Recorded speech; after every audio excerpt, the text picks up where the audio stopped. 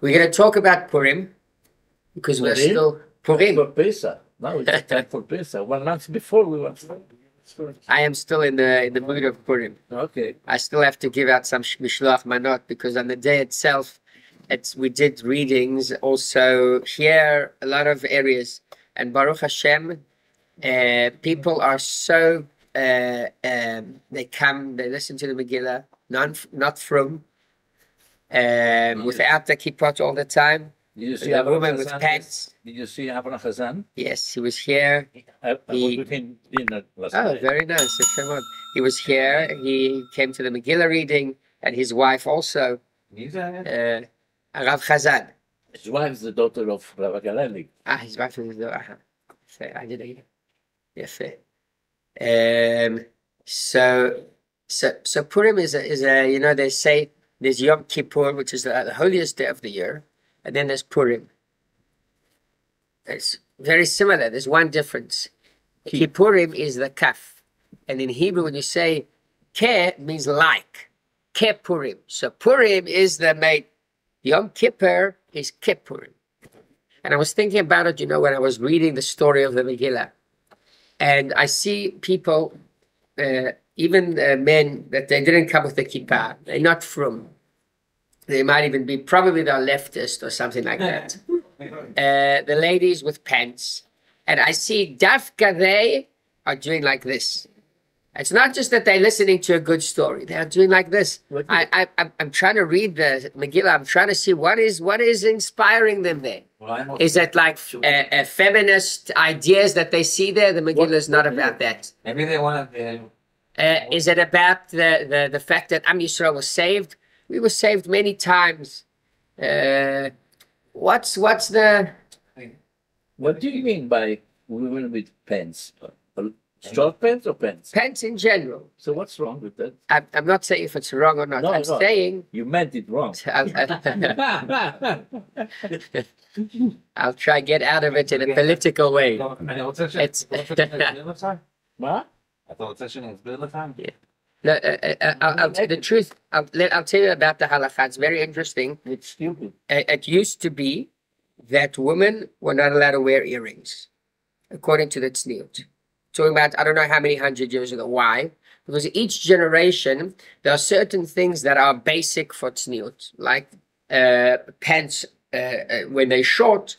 There's no games with that. Okay. And then there is certain things that are tzniut that has to do with the society. Mm-hmm. So in a society that it's fully acceptable that women wear pants, so there could be room to say that it's not a problem. Mm-hmm. And things like, and that's why earrings at a certain point that was a problem, because it was a symbol for antznius behavior, immodest behavior. So that's something that can change. That's something that depends on the generation. Also colors, right? Certain colors, let's say, they say it's better not to wear red. But if there would be a place that red doesn't mean anything negative, then there's no problem.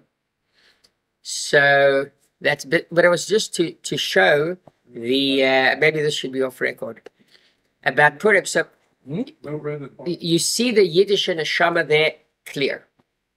There's no question about it. It's a story that everyone knows. You know, some people, they go from one place to the other. They like to hear several times the Megillah. So I asked someone, is that because you're obsessed? Because it's something that's not good to be obsessed about. Did I say the word? I know some people, they say the Shema 10 times. I'm sorry, it's not good. It's not good. Say it once. If you have a concern that perhaps you didn't do it in the right way, say it again, but not more than twice. So they told me it's not an obsession. They just like to hear the Megillah story. So there's something about this holiday, about this Chag, that is very, very special, that is very connected to the subconscious of who we are.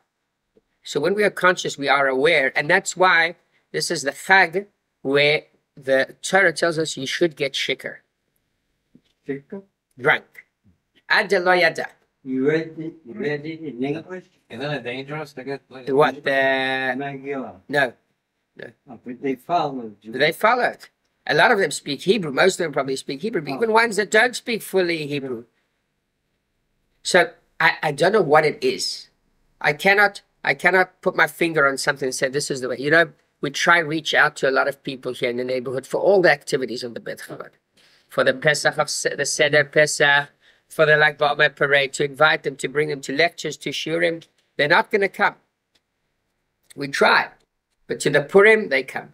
Yom Kippur they don't come. I don't see this guy. Maybe Daven somewhere else. Purim he shows up. He shows me his old ancient Megillah. He's got a very small Megillah with an interesting story from Singapore. There used to be two famous families there. Nissim family, and Sasson, if I'm not mistaken. They were. The Sassoon went to India. They went to India And they founded a Jewish community in India. in Cochin. Cochin. Cochin. Cochin is China. No, Cochin is India. It's India. Okay. Then I know a whole yeshuv that is with people that made Aliyah from Cochin.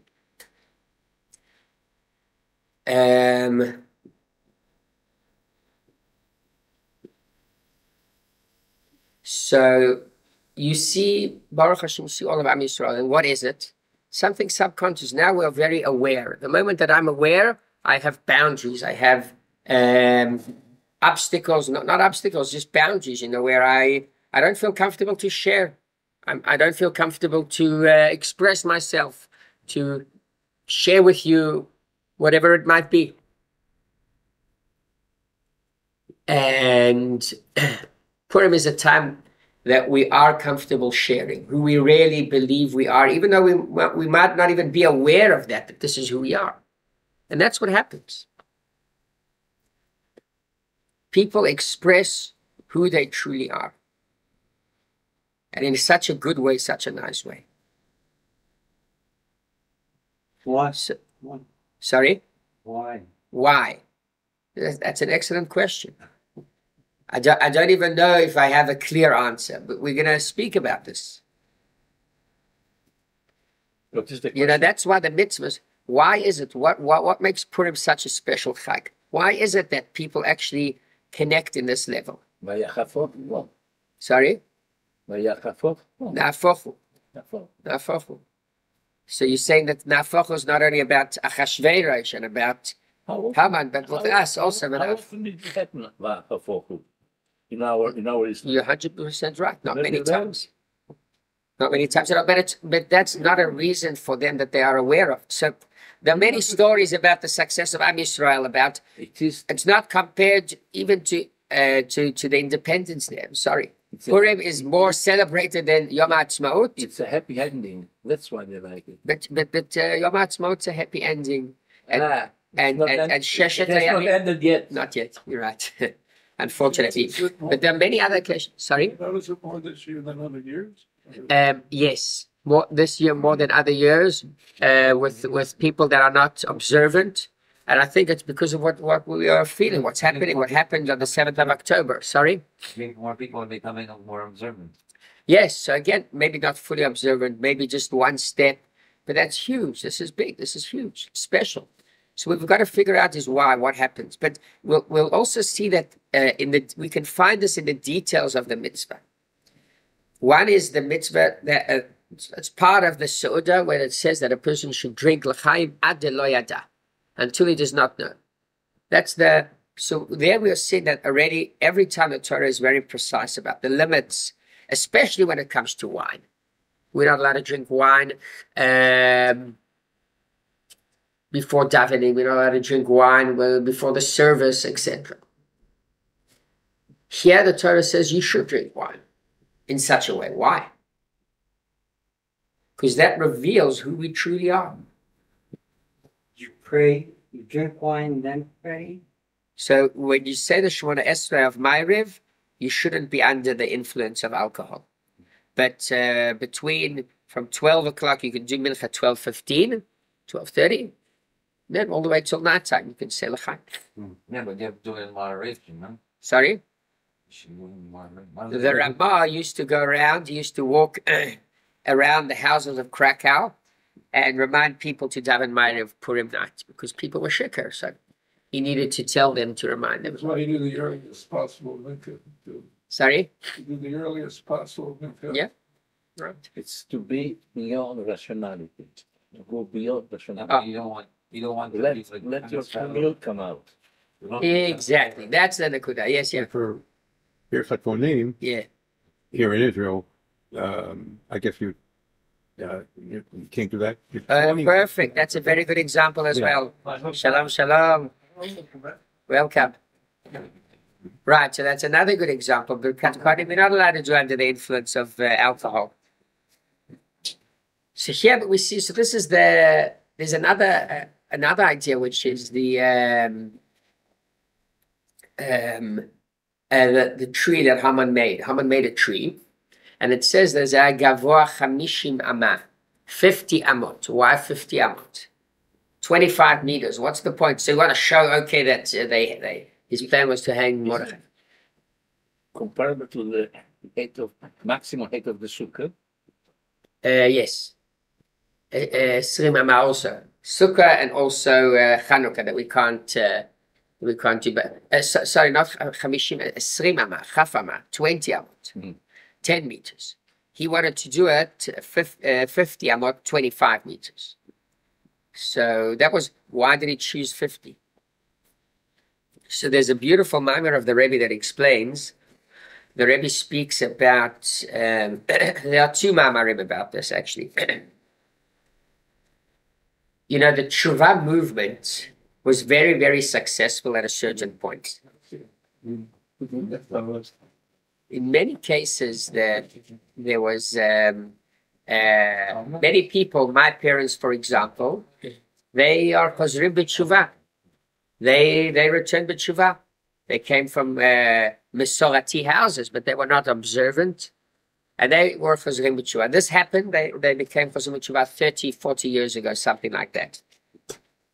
And that was the peak time between the 1960s and the 1990s, 1995. That was the peak time of the Tshuva movement in the world.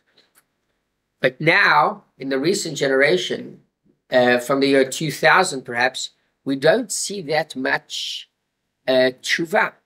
There are many cases, yes, but not compared to the generation before that.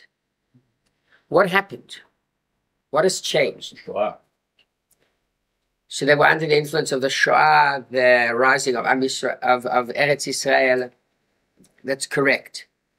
But the Shoah could also cause, and it did cause, a lot of people to go the opposite direction. So there's a whole mimer of the Rebbe that speaks about this again in connection to Purim. and then we'll go on to the next mimer. It's very interesting, this mimer.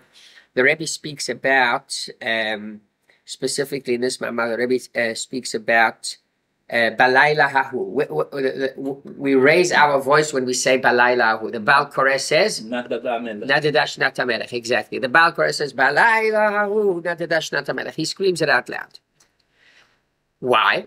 So one of the commenters says that is when that was the moving point.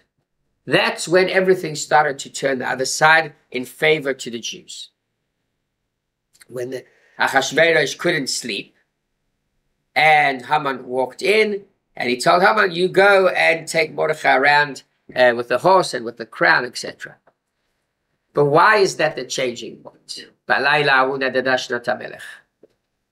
Mordechai came in the picture.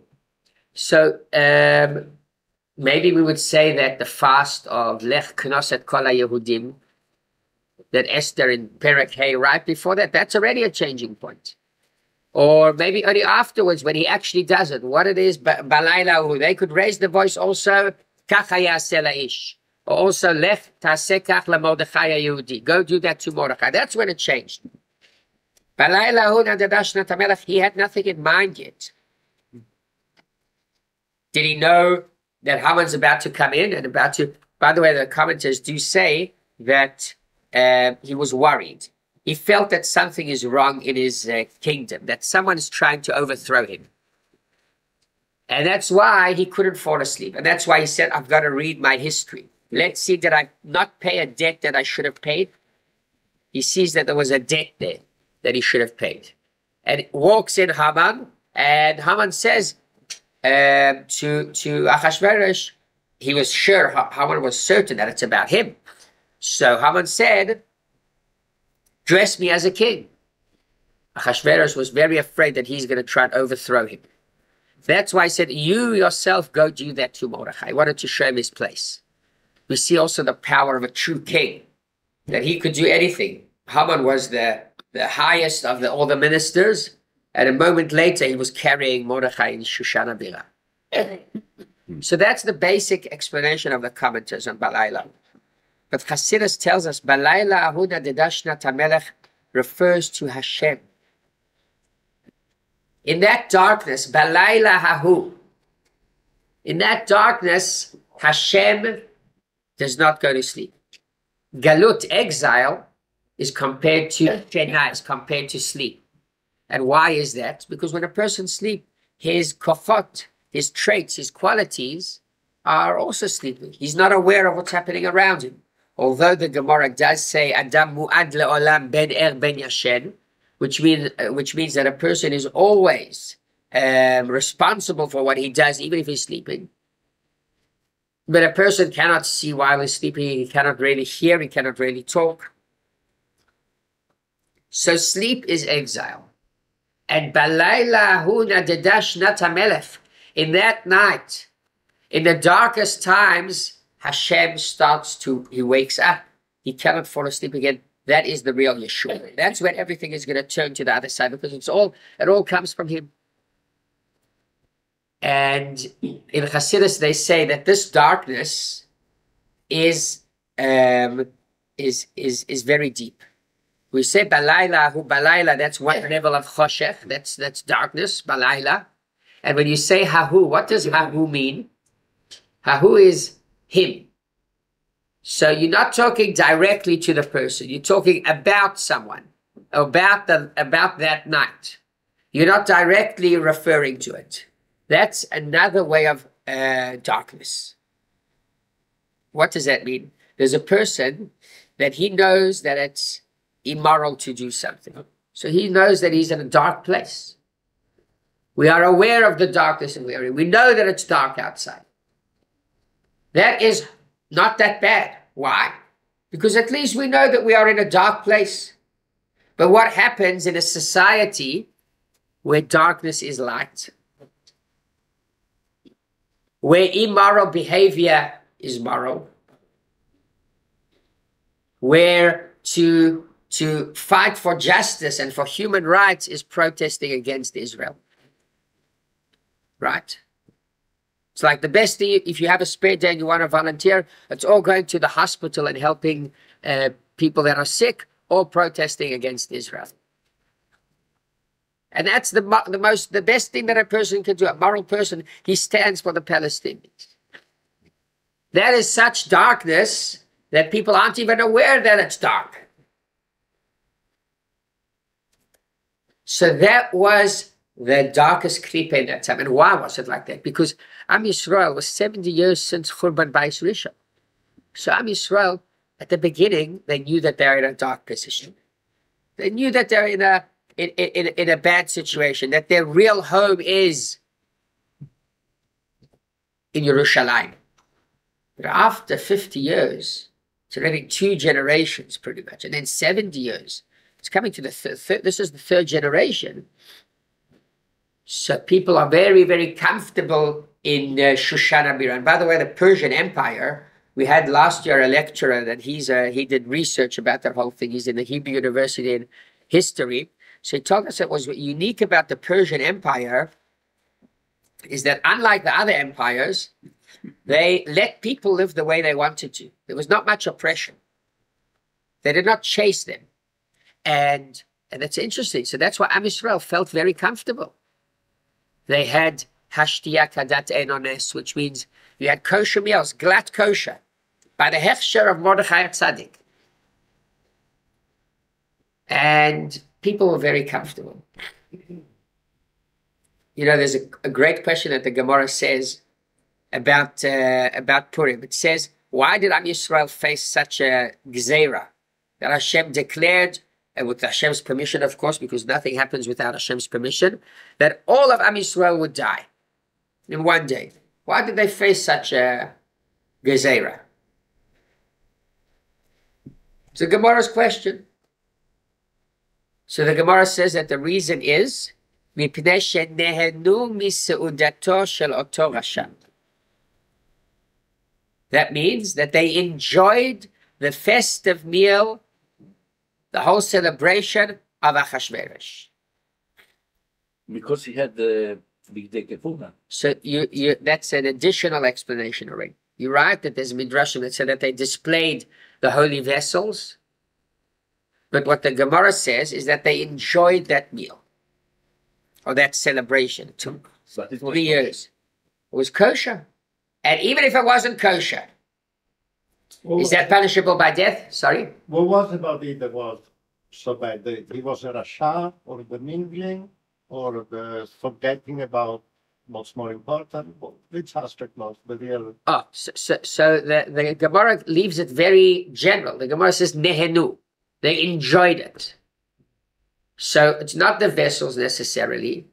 Maybe it's the general that they enjoyed the whole Suda, but why to punish them by death? The Gemara said before that it's because of Avodah Zarah. I can understand Avodah Zarah, but it's not a good enough reason. The Gemara says, Shushan, they didn't worship Avodah Zarah. There was no Avodah Zarah there. So why to kill everyone? What did the Taf do? So the Rebbe has a great explanation based on the Midrash. The Midrash says that Am Yisrael are like a sheep amongst 70 wolves. Kivsa ben shivim zevim. And the greater is the shepherd that saves them. But when the sheep runs away and tells the shepherd that I'm not interested in you and I rely on myself, well, at that point, the shepherd says, you know what? Let it be.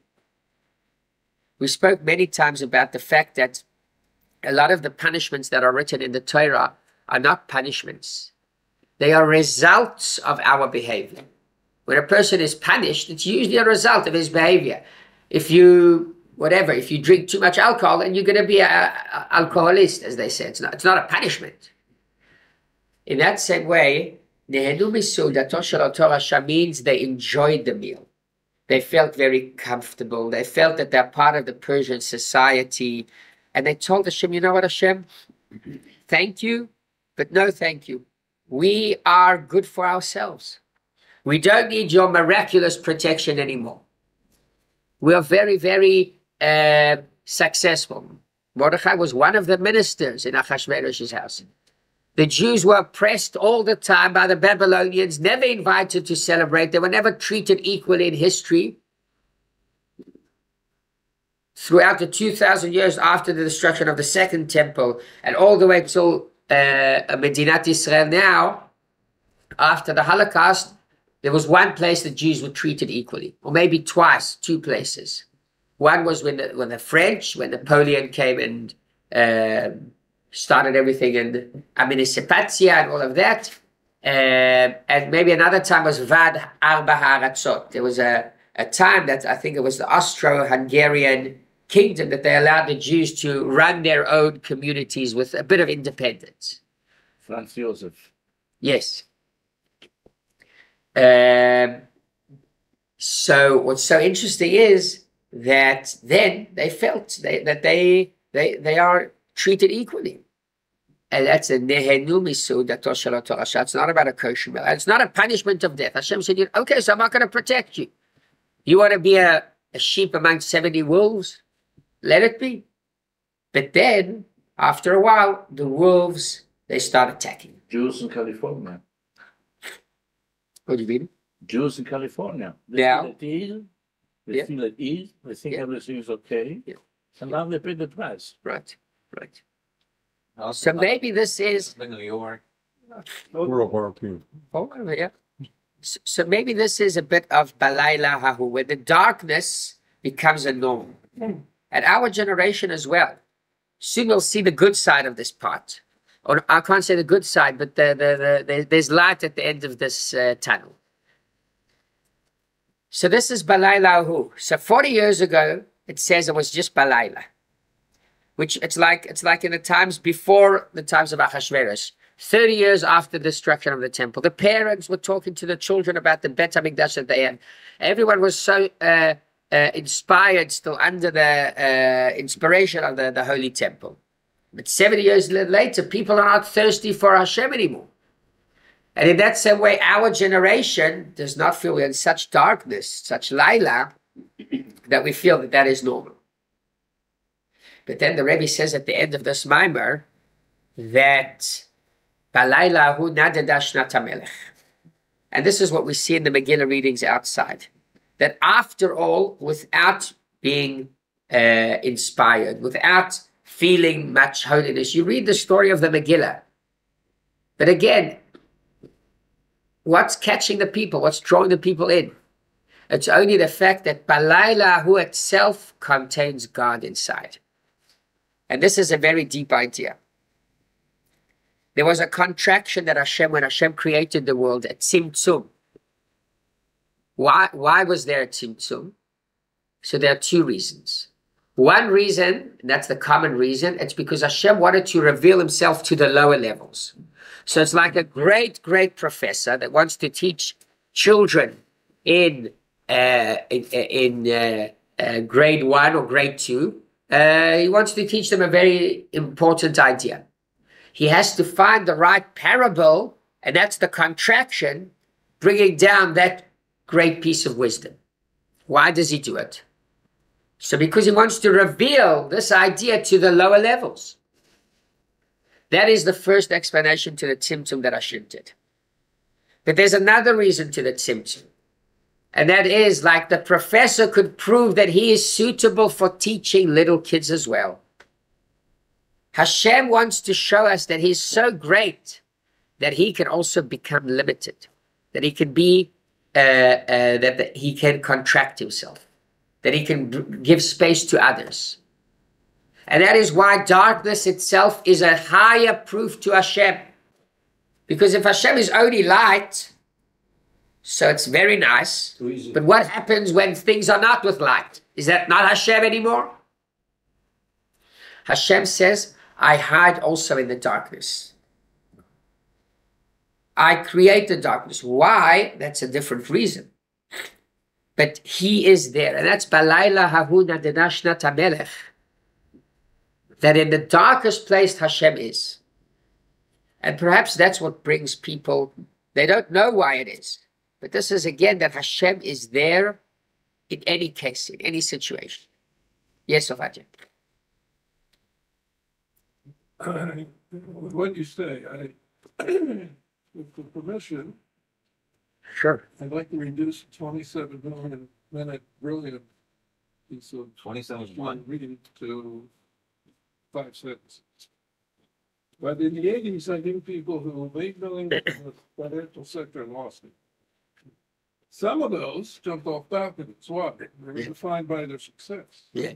The other people went and looked for jobs and had just as much fun and laughter drinking beer as they did a week before drinking the best champagne. Yeah, but even the successful No, people. okay. But my point is, I'm trying to get to something here. There's a reason why the walled cities are defined by the days of Joshua, Right. because we were a sovereign nation.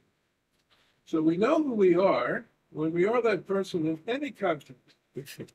So if we know we're sovereign, we have to think like a sovereign nation. Right.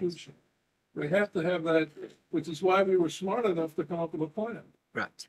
Because you think that's who you are. You're a sovereign nation, even in Galut, and you have the wherewithal to come up with these solutions Right. to these problems.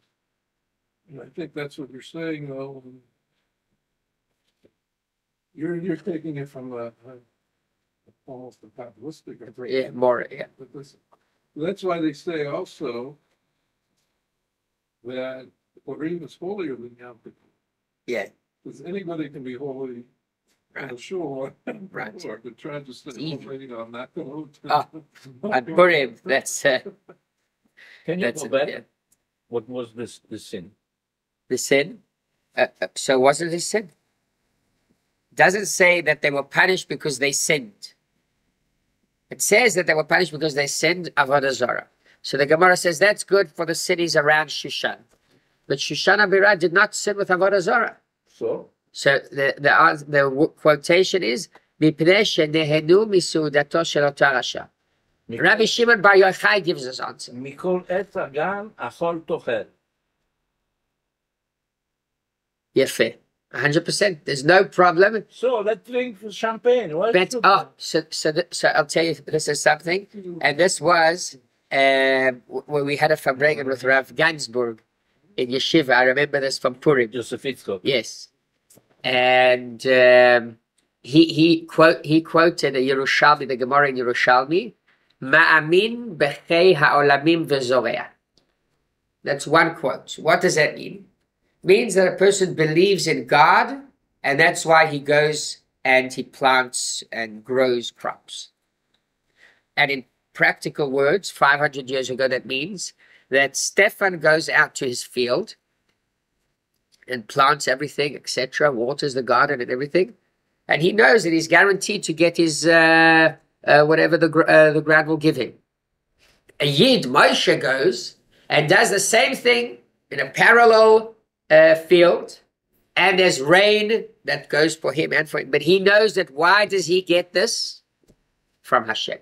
And that is Ma'amin b'chei ha'olamim vezorea. Okay, two lawyers. One is John, he's not Jewish. One is David, and he is Jewish. They go to the same place. They work on the same cases. He goes and he does that every day, day to day. He knows that he gets his salary because of his cases. Moshe knows why does he get his salary? Because of Hashem. It's not to remove that we have to put our effort. It's important. But where does the bracha come from? It comes from Hashem, even though we don't understand it. Also, poverty comes from Hashem. 100%. Yeah, 100%. It's nothing. But Okay. and this is the deepest level of belief. Why? Because there's no rationality to this belief. Makes no sense. And this is what is Nechenu is not relating to this. They can say God because we get. so that's the point, that when you sit around the table, there's no problem. Sit around the table. But who do you believe in? Do you believe in Achashverosh or you believe in Hashem? It's not literally. Like if you would look at Rashi and the Gemara, probably there's a different explanation. But the Nehenu Misudato Shel Otor Rasha, Rabbi Shimon Bar Yochai is coming to explain to us that they enjoyed themselves. You go. Enjoy yourselves, you're comfortable, you're relaxed. Why are you comfortable? You're walking into a place where this is Achashverosh. You go You to the comfortable. queen, to the queen, and you have a meal with the queen. Yes. Akarat Hatov is 100%. It's not that מפני שאכלו בסעודתו של אותו רשע, מפני שהשתתפו. Doesn't say that the fact that they took part in the Suda is bad. No. Nehenu. There's a difference between participating and enjoying yourself. Again, it's in the words, maybe it doesn't. This is the idea that when we rely on nature too much, Hashem says, okay, I'm going to let nature play its own role. So when we do natural things, right? When we act according to nature, we don't do it because we rely on nature, because we rely on Hashem. Hashem wants us to take measures that are natural, not to build on miracles. That's not the approach. But what is our real belief? What is our mish'an? Hashem himself, that's it. In Washington, Yeah. you have people, many Jews included, that Yeah. really they feel they're in the center of power and they love every second. Right. Being part of it is their meaning in life. Even if, maybe they go to shul and other, but the real thing that gets them going is to be in the seat of power and Right. meeting important people. Right. It's it takes them over. Right. Right. And I think today, after the 7th of October, they think twice or three times about what happened. So 7th of October is the wrong way, not so to speak. It's not the right way that we should discover this idea. The real way to discover this idea is on Purim. That's the story of Purim. And that's why everyone celebrates it, because it's really inside here. Could be Balayla. Balaylahu, that night, which means it's so dark that no one's even aware that it's wrong that he is doing this, believes in that, acts like that. But his neshama is there, that's it. Last night we said at the Mishteh, Okay. we spoke about the lights of Hanukkah. How much more the lights of the Hanukkah Yeah. in the streets all over the world, amongst the Chelonim, Yeah. it attracts much more than Purim. Then Purim? The Hanukkah, all over the world, people Yeah. very far from Right. from Right. Yiddishkeit, Yeah. they come. They come. They come. It's much more I think powerful. it's an interesting point. I think there in Chutz La'aretz it works better, and I'll tell you why. And this is only in the past 40 years, 50 years, because it shows Jewish pride, Yeah. and in a most comfortable way. But in Israel, where Baruch Hashem we can have Jewish pride all the time, Purim attracts much more, and not only attracts in quality, but the type of people that come. Chanukah, they're not going to light a menorah. Even, Purim, they hear the Megillah. They do. no, but In No. Chutz La'aretz, In Chutz La'aretz, they do. I'm not speaking about Chutz La'aretz. Ah. Chutz La'aretz, it has to do with Jewish pride. Yeah. So it's different. There's a certain point. Okay, I accept it. I think that Purim in the essence is greater. The light of Hanukkah is greater. It's also in Chassidus. It says there's etzem and there's the or. There's the essence of a thing and there's the light. You've got the light of the neshama, the influence of the neshama. You've got the core of the neshama itself.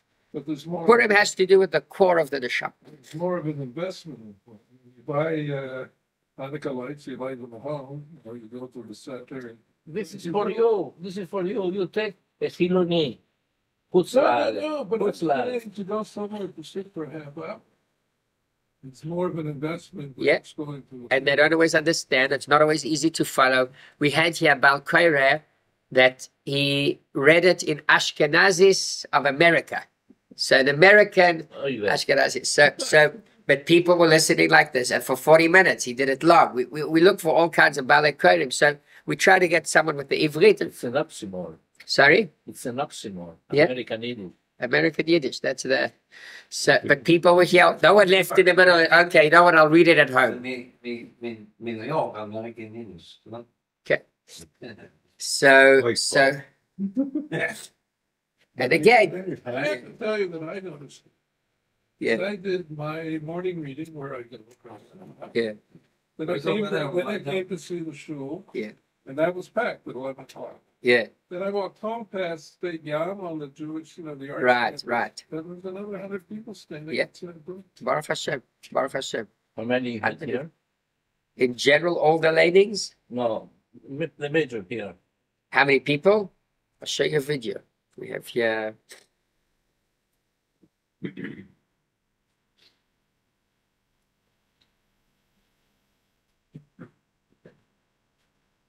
That's the picture. And this is with the Ashkenazis thing. Let me show you. Not sure, listen. It, Oh, I know that.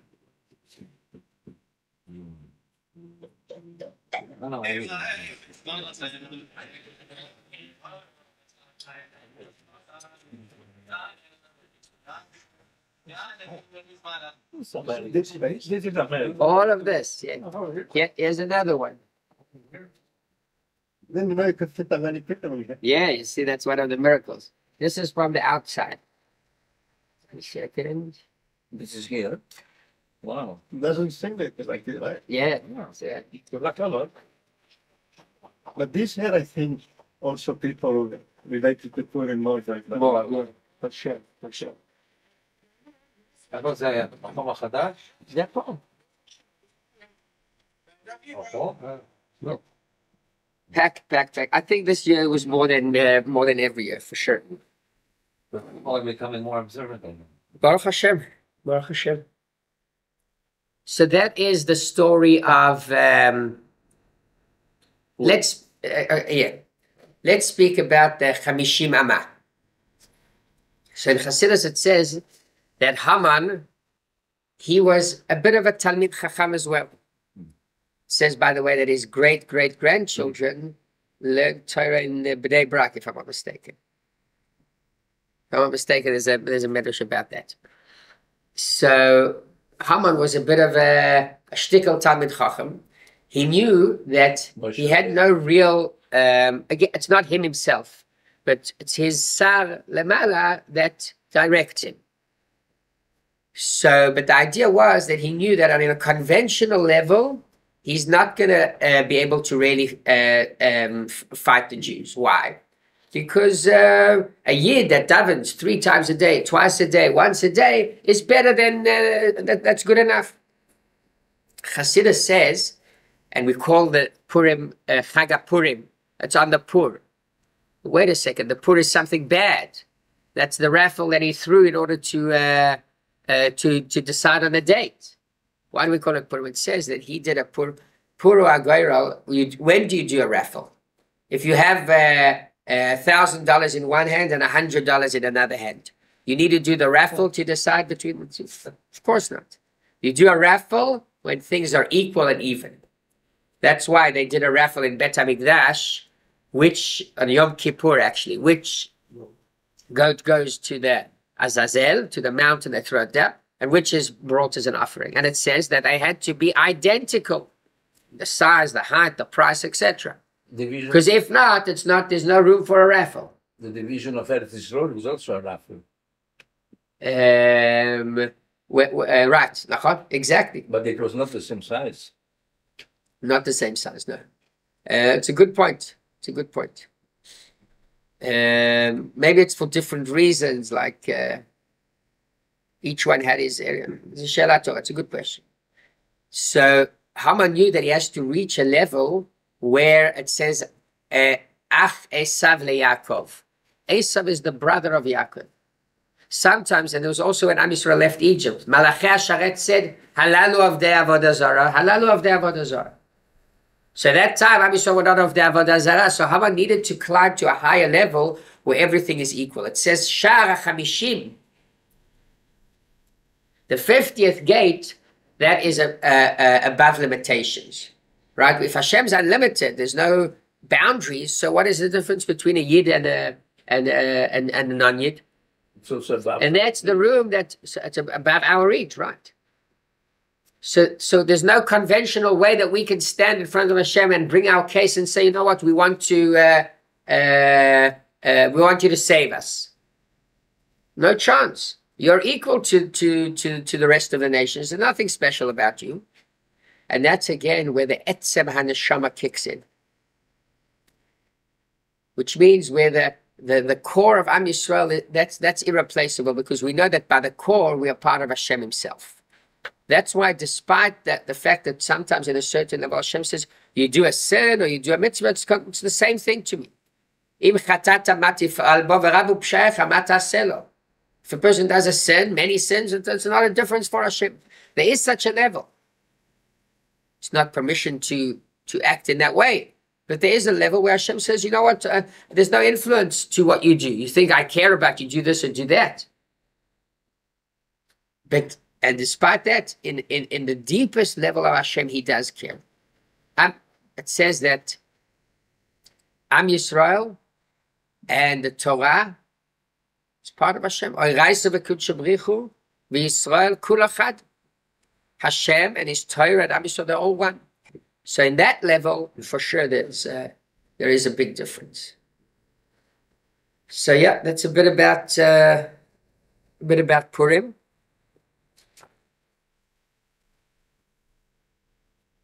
What about the Chamishim Amot? So the Chamishim Amot has to do with that level. To reach that level of Goyro, where everything's equal, it's only above to reach Chamishim Amot. We know that when Am Yisrael were in Mitzrayim, they got to 49 klipot of Tumah. And that was the last one. Chamishim is where... Okay. So yeah, that's the idea of... and that's a bit about Purim. So, Yashar Koach, everyone. Thank you for coming.